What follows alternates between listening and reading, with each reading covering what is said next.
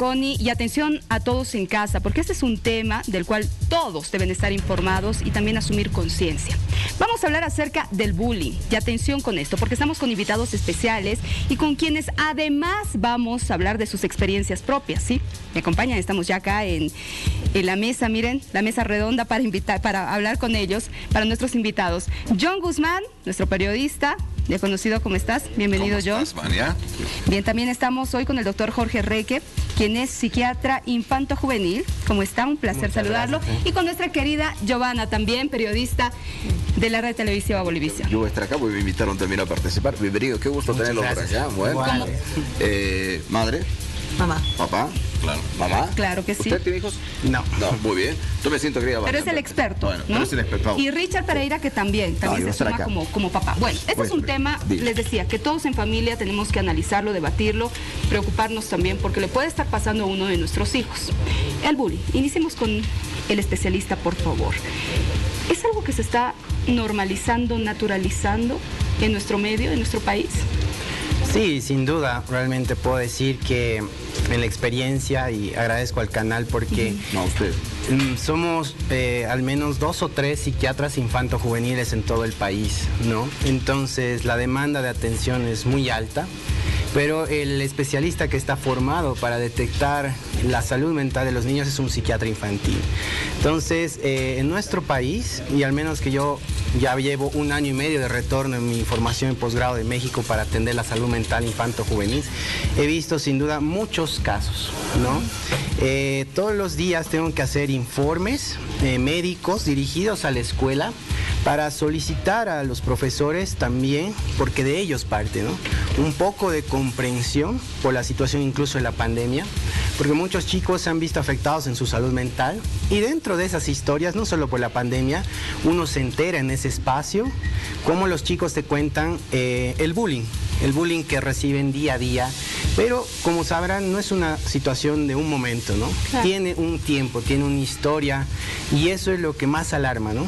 ¿Quién realmente deja que esto suceda y luego, bueno, pasan cosas más fuertes, donde los chicos toman decisiones drásticas con su vida? Es por eso que la ansiedad, la depresión sí existe en la población infanto-juvenil, y el suicidio es una causa muy real. Como lo que vimos recientemente, ¿no? Este caso que nos ha conmovido a todos, de este pequeño que se quitó la vida, no aguantó más el maltrato que recibía. Siempre existe el bullying, ¿no? Siempre ha existido. Ahora Otro ya le nombre. pusieron el nombre, Sí, ¿no? sí. El bullying, todo aquello, y ahora emerge más, ¿no? Por diferentes situaciones sociales, ¿no? ¿Cuáles son los casos más severos que ustedes han visto? Como para poder dar un consejo al papá que nos está viendo, cuando el niño va a casa y le dice, me insultan, me critican, porque soy gordito, porque soy bajito, porque no puedo compartir con ellos lo que ellos... En fin, seguramente hay muchas historias, ¿no? Pero le pongo un ejemplo. Sí, realmente tenemos que saber que para hablar del bullying tiene que haber 2 personajes, ¿no? Uno es el agresor, el acosador, y el otro es la víctima, ¿no? Entonces el bullying se da por una diferencia de poderes generalmente, ¿no? Entonces es una violencia que tiene una historia. Dentro de los casos más graves que he visto, sin duda, es el intentar abordar a un niño o adolescente que expresa que está con la idea de morir, o que está planeando suicidarse, o lo ha intentado, y estoy frente a él en una cama del hospital, ¿no? Atendiéndolo y sabiendo qué ha pasado con él, qué lo ha llevado a esto, Gracias. ¿no? Sí. Entonces yo creo que el caso más grave que uno puede entender es cuando un niño, una niña, un adolescente decide que la mejor opción es dejar de existir. Porque Creo que ya es no lo más grave. quiere sufrir, ¿no? Qué terrible. John, tú eres papá ya tus hijos ya están jovencitos, ¿no? Así es. Pero en la etapa de colegio, ¿alguna historia, algún caso que hayas escuchado? Tal vez, ¿lograste identificar algo que te alertó, tal vez? Bueno, algo que alerte y llame la atención hasta llegar a ese extremo, no. Pero sí entre los jóvenes, tú sabes que siempre el hecho de decir, a ver, empezando por la verdad, tú eres el corcho y hay que fregarlo al corcho, y que el corcho hace las tareas, y que el corcho es el que hace esto, ¿no? El que es más aplicado. Lo bueno Entonces, es malo, ¿no? ¿no? Quiere decir a veces, sí. Claro. Lo bueno es malo. O sea, ser Entonces- buen alumno pareciera malo para el resto, ¿no? Correcto, entonces eso es lo que empieza por una parte, ¿no? O como decía Richard, el hecho de el gordito, pensaremos en algo y es el gordito. Vamos a hacer una actividad, pero pensaremos en el gordito. O sea, ese es lo que creo que más común se ha hecho entre, bueno, la etapa de los jóvenes, ¿no? Pero yo creo que también los padres estamos ahí para poder observar y decir, a ver, ¿qué está pasando? Porque el comportamiento es creo que el que da el detonante en los padres de familia y que debería también primero darse en los profesores y en el colegio, porque es una forma, no sé, si uno entra al colegio... Perdón, yo te voy a ir a, no sé, a pedirte una pausa. ¿Es responsabilidad el tema del bullying para poderlo sobrellevar en la medida que se pueda, de los padres o de los profesores? Ahí viene una polémica para debatir, John. Es que es un entorno también. Mi amigo sufre de bullying, claro, que su colegio no. Yo creo que parte de la casa, particularmente. No sé. O como dice John, parte de la responsabilidad de los profesores en el colegio. Pues yo creo que... ¿Quién debe controlar? A eso me refiero, ¿no? Sí, es una responsabilidad de todos, porque está en el mismo código niño adolescente, la ley 548, está normado que los colegios tienen que tener un plan de abordaje cuando sucede un acoso escolar. Pero sin duda la violencia se frena en casa, ¿no? Entonces, como les decía, son los padres que me conocen en la consulta, siempre digo que cuando cumplen 18 años, los padres se gradúan y te dicen, este es mi hijo que aporto a la sociedad. Entonces, si los padres nos están regalando un niño agresor, un psicópata, como hemos visto últimamente, pues bueno, realmente hemos fallado todos, incluso el sistema educativo, hasta el mismo gobierno, porque nos involucra a todos. Falta la comunicación para mí, ¿no? Sin duda. Es cierto. A ver, Jovi, tú eres mamá también, Claro que sí. de un pequeñito. ¿Qué te dice tu hijito? ¿Ha visto este tipo de casos? Evidentemente, bueno, lo que me refleja mi pequeño y estando ya en primaria todavía, es más que todo el tema del físico. Bueno, mi niño es delgado, pero hay niños más gorditos, entonces siempre está del lado de insultar, que el gordo, y son cosas que realmente afectan, ¿no? Porque incluso tuve la oportunidad de que él mismo incluso agredía, decía que era un niño gordo. Él es gordo, digamos. Él es gordo. Mami, él es gordo. Y él venía, y señora, su hijo me está diciendo gordo, yo me siento mal, no quiero que me diga así. Entonces, realmente, ¿no? Son cosas que, incluso por ver la televisión, me imagino que afecta bastante a que los niños vean ese tipo de estereotipos, ¿no? El más delgado se ve mejor, el más gordito se ve malo. Y es el que hay que atacar, ¿no? Ahí, doctor, ahí debería de comenzar, ¿no? El hecho de decir, por ejemplo, si escuchamos en casa y decir, te cuento, mamá, que mi compañero el gordito, a ver, un ratito, aquí no hay compañero el gordito, se llama Juan o se llama Esteban. ¿Por qué? Porque ya estamos empezando a fomentar el hecho de colocar calificativos, empezar a discriminar y empezar a hacer eso, el bullying.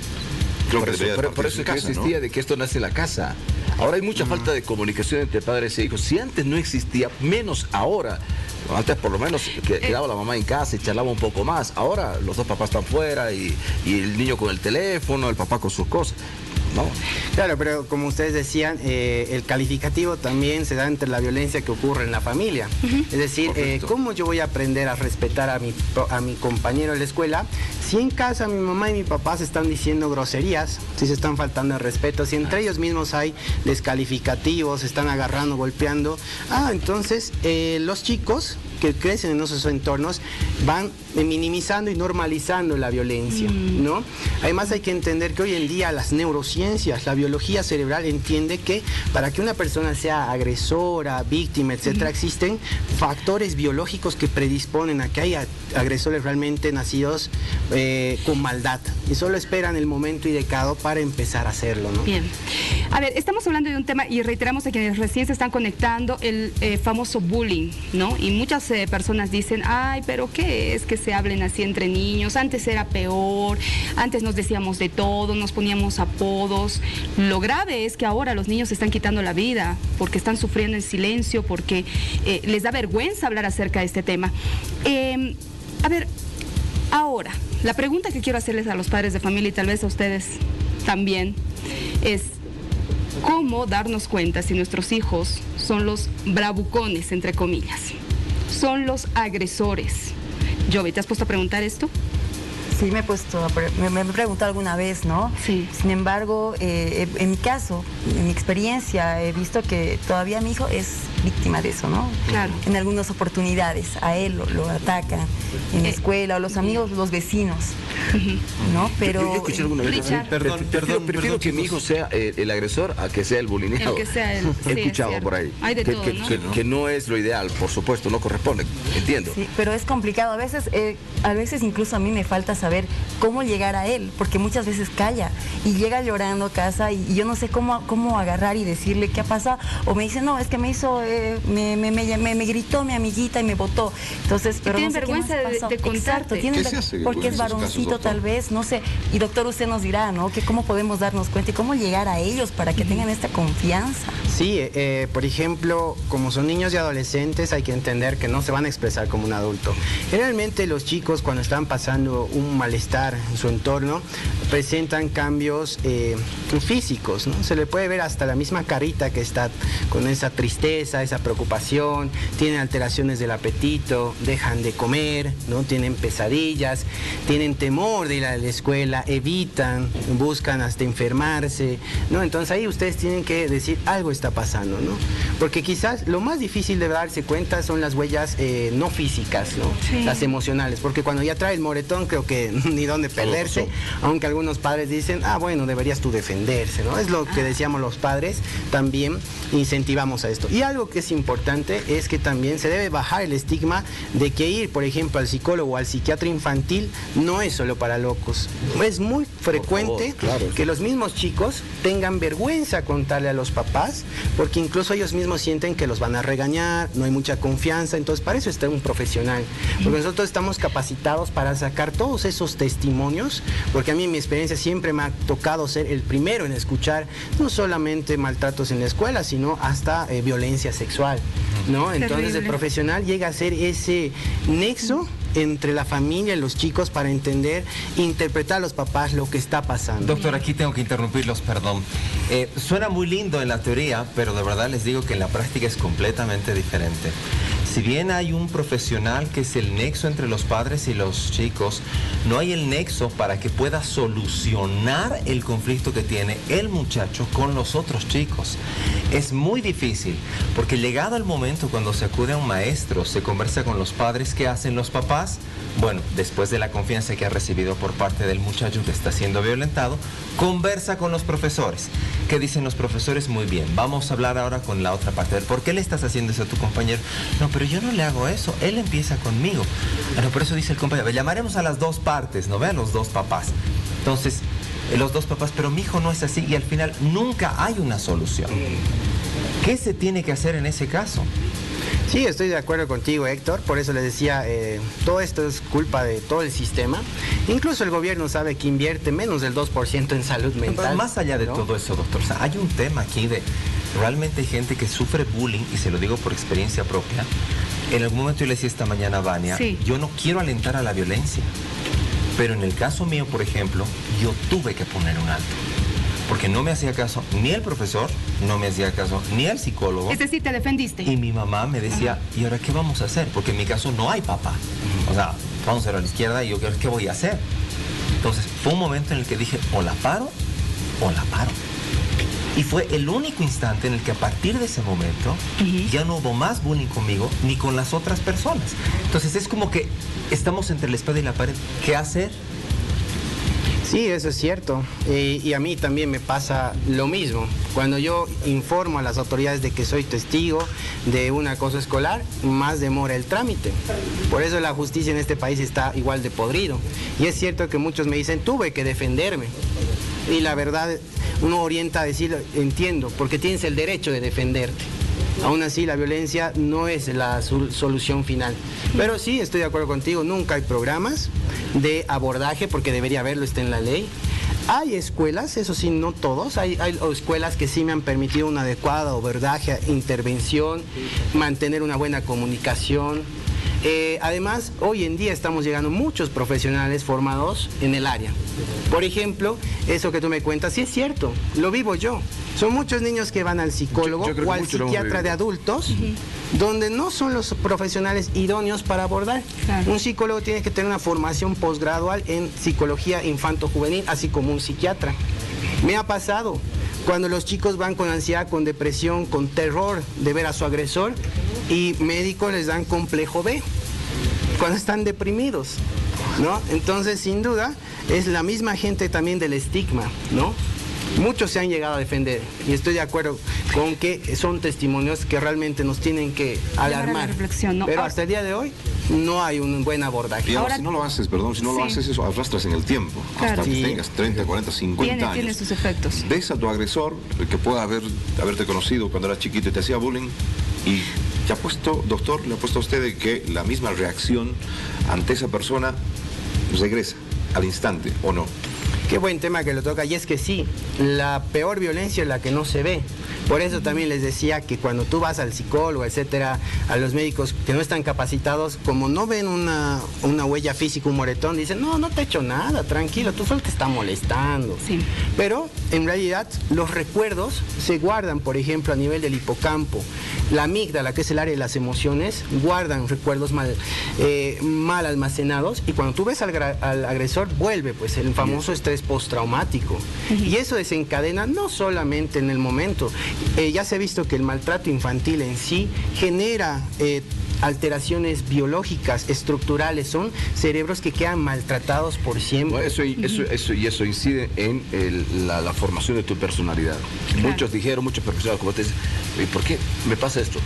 Tendría que retroceder muchos años para ver qué te pasó. Richard, ustedes que son papás, les hago una pregunta. Sí. ¿Ustedes creen que sea bueno cambiarlo de colegio cuando sufre este tipo de problemas? Si es que no hace nada en un colegio, sí. Pero evidentemente hay otros casos, por ejemplo, donde los regentes, las regentes, las maestras ponen un alto, sí, o por lo menos reaccionan. Y sí, mis respetos para estas profesionales. No en todos los colegios existe personal que tal vez mira de palco lo que está pasando. Hay profesionales formados y lo están haciendo ahora. Pero en la mayoría es lo que dice Héctor, por ejemplo, ¿no? Que la solución ha llegado simplemente al hecho de decir, bueno, vamos a cambiarle de colegio a tal persona, al agresor o a la que es víctima, y no ha habido solución, ¿no? Cuando la solución debería de pasar precisamente por el tratamiento profesional al agresor y a la víctima también. Yo les quiero pedir que, si es posible, podamos seguir tratando este tema. Todavía se queden acá en nuestros estudios, doctor, por favor, porque sería ideal también que usted se entere si su hijo es el agresor. ¿Cómo darnos cuenta si nuestros hijos no son las víctimas? Más bien, son quienes agreden, quienes maltratan, quienes lastiman. ¿Y qué podemos hacer al respecto? ¿Les parece? Después seguimos debatiendo sobre este tema. Muy bien. ¿Sí? Está interesante el tema. Gracias, Doc. No, quiero hacer su juguito. Vamos a hablar enseguida. Vamos a la pausa.